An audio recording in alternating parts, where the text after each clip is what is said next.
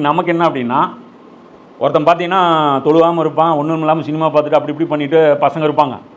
அதுக்கப்புறம் கொஞ்சம் அவனுக்கு ஒரு விழிப்புணர்வு வந்து ஏதோ ஒரு ஜமாத்துடைய ஒரு பிரச்சாரத்தால் ஈர்க்கப்பட்டு தொழுகை ஆரம்பிப்பான். அதுக்கப்புறம் அவன் பார்த்தீங்கன்னா முஸ்லீம்களை வெறுக்க ஆரம்பிச்சிருவான். ஏன்னா அந்த ஜமாத்தை அப்படி டியூன் பண்ணும். இந்த ஜமாத் வந்து அவனுக்கு எதிராக டியூன் பண்ணும், இவன் எதிரி, இவன் விரோதின்ட்டு. அதாவது இஸ்லாம் வந்து அன்பை கொடுக்கும். ஆனால் நம்ம இன்னைக்கு கற்றுக் கொடுத்துட்ருக்கிற இஸ்லாத்துடைய வெர்ஷன் என்ன ஆகுது? பிளவுகளை தான் ஏற்படுத்துது. அது வரைக்கும் ஃப்ரெண்டாக இருந்திருப்பாங்க. இப்போ வந்து கேட்டால் சண்டை போட்டுவான்.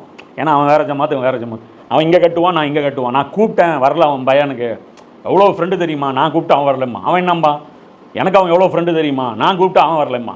இவன் என்ன சொல்லுவான்? நான் அவன் நல்லது சொன்னேன், நீ கேட்கலம்மா. அவன் என்ன சொல்லுவான்? நீ நாசமாக போகணுன்னா நானும் சொன்னேன், நானும் நல்லது சொன்னேன்மா.